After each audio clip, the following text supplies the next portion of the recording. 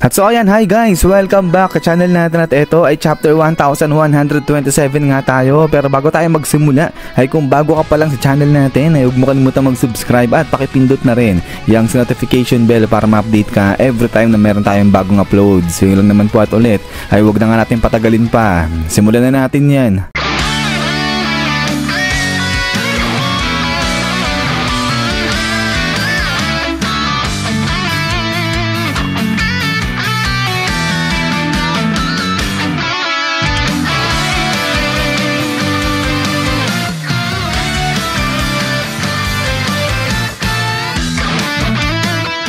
At so dito ngayon magsisimula sa may Elbaf sa isang village na kung saan yung mga bahay ay gawa rin sa Lego. At dito ay makikita na nag-uusap-usap na nga yung mga higante. At ang pinag-uusapan nila ay yung apoy na bigla na lang sumulpot o bigla na lang lumiyab doon nga sa kagubatan nila. So kaya nga ang ginawa ng mga higante natin rito ay pumunta sila doon sa kagubatan para pugsain na patayin yung apoy. Nang sa ganun ay hindi nga raw ma-damage itong punong Yggdrasil na kung tawagin. So usually kapag tinatawag na puno Yggdrasil, ano yan World Tree. So ibig sabihin malaki yung puno na yan.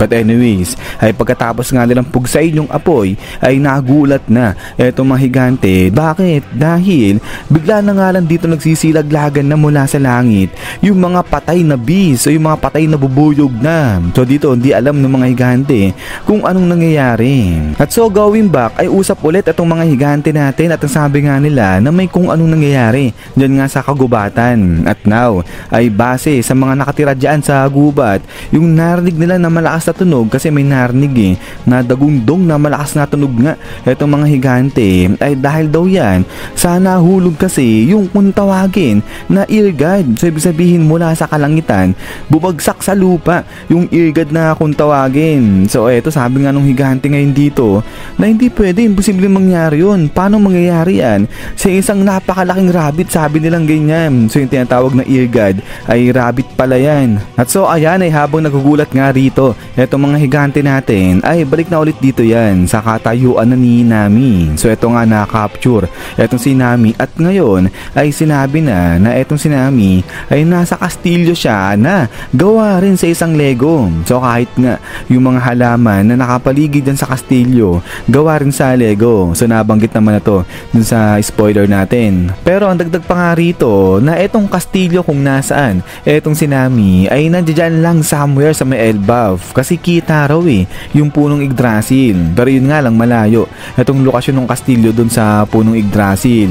But anyways ay pagkatapos nga dito ay makikita natin na etong si Nami tinalo niya etong isa sa mga malalaking bubuyog nga. At ngayon tanong ni Zeus etong si Nami kung anong araw nangyayari at saka kung nasan sila, bakit sila nandiyan dyan. So ito si Nami sagot siya, sabi niya di niya rin alam kung ano nangyayari, hindi niya alam kung bakit sila nandiyan. At ang huling pagkakatanda niya, nandoon sila sa barko nga ng mga higante. At yun nga, di niya rin alam wala siyang pagkakatanda dyan na nagpalit siya ng damit, kasi itong si Nami ay naka-costume na nga siya diba ng pang Vikings. Pero ayan ay salamat nga dito sa atake ni Zeus, kaya nagawa nilang talunin etong malaking bubuyog dyan. Pero dito talagang hinahanap-hanap na ni Nami etong sila Luffy, si Zoro at saka nga si Sanji, humihingi siya ng tulong. Pero sabi nga ni Nami, sige kahit si Usopp na lang, kung nandiyan si Usopp pwede na yan, kakagatin dyan na yan, sabi niyang ganyan. But then maya-maya pa sa may bandang dulo ng hallway may nakitang kung ano etong si Nami, at maya-maya biglang narinig niya etong si Usopp na sinisigaw yung pangalan niya. So ibig sabihin hinahanap din ni Usopp etong si Nami. So kaya naman dahil dyan ay bigla ng takbo dali-dali etong si Nami, pero biglang nadapa dyan si Nami kasi nga raw mabumpy yung daanan dyan sa may kastilyo, kasi nga gawa sa Lego. But then pagkatapos nyan ay dito nga bagsak ngayon etong si Nami, pero pagbangon niya nga nagulat etong si Nami. Bakit? Kasi nga biglang nakita niya etong malaking hedgehog naman dyan sa harapan niya. So lahat itong mga hayop dito sa kastilyo, mga higante rin. At so dahil dyan ay takbo si Nami ngayon, at sa pagtakbo ni Nami dyan sa may hedgehog na yan ay dito na nga nakita ni Nami itong malaking pusa na to na may suot ng korona na inaatake si Yusuf. At dito na ngayon nagpangabot, dito na nagkita etong si Nami saka nga etong si Yusuf. At eto,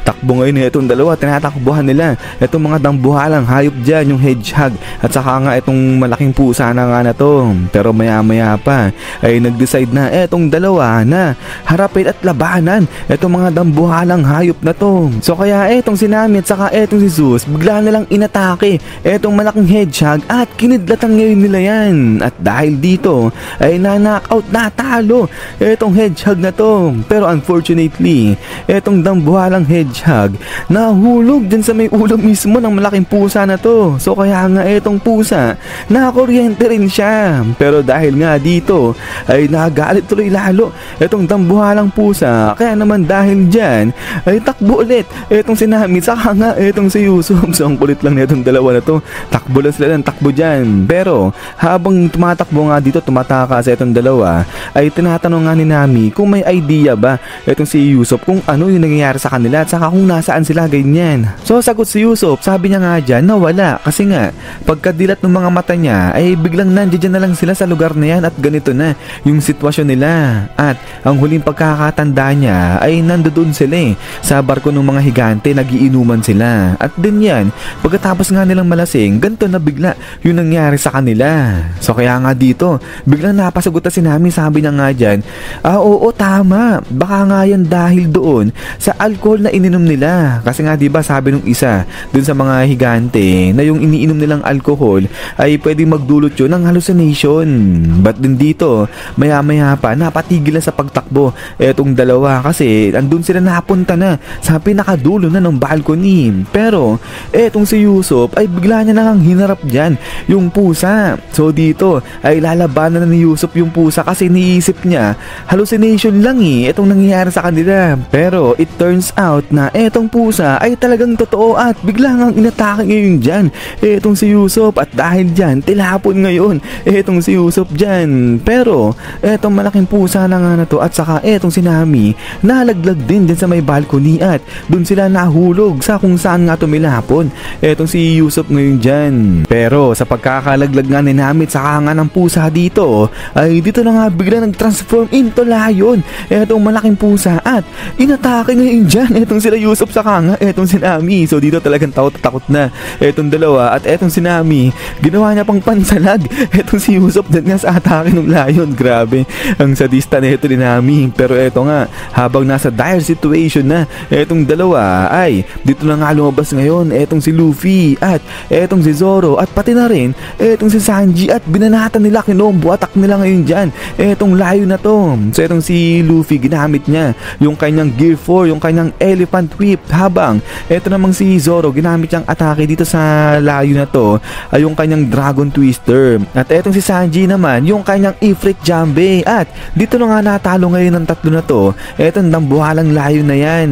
At sa pagkakatalo nila dito sa lion ay bigla-bigla na lang bumalik yan sa normal niyang itsura. So bumalik ulit siya sa pagiging pusa. So kaya nga ito sabi ni Zoro, aba, nagbalik na siya, naging pusa na siya ulit, sabi niyang ganyan. But then ay pagkatapos nga nito ay may kita na natin na etong ang lima na to magkakasama na sila ulit at lahat ngayon sila dyan nakasuot na ng pang Vikings. Pero dito napag-alaman na rin na etong si Luffy, si Zoro at saka si Sanji, sila pala yung salarin kung bakit nahuhulog yung mga bubuyog mula dun sa kalangitan. So yung sabi kasing term dito, yung mga bubuyog parang akala mo inatake tapos ay nagsisibagsakan sila. So ayan, etong tatlo pala yung may gawa niyan. At eto sabi ngayon ni Luffy, dagdag niya pa na pati nga raw yung roasted rabbit na kinain nila, ang sarap, sabi niya ganyan. So ibig sabihin, pati yung tinatawag ng mga higante na ear god, etong sila Luffy pala yung maatake dyan. But then ay pagkatapos nga nito is yan guys. So hanggang dito lang itong chapter 1127 natin. Pero ayan, grabe, ang lupit ng tatlo na to. Ito nila Luffy, pinag-aatake nila yung mga bubuyog, yung mga rabbit dyan sa may Elbaf. So kinakain lang nila yung mga hayop-hayop dyan kahit na mga malalaki yan. Pero ayan ay parang ngayon na lang ulit nangyari etong combo attack nga ni Luffy, ni Zoro at saka nga ni Sanji. So parang matagal-tagal na rin. Pero yun nga guys, ay ulit ay maraming salamat sa panonood dito kay chapter 1127 natin. At kung meron kayong mga reaction o violent reaction patungkol sa chapter na to, ay pwede nyo i-comment yan dyan sa baba. So yun lang naman, at ulit nga guys, ay lagi mag-ingat. God bless nyo lahat at kita-kits tayo ulit.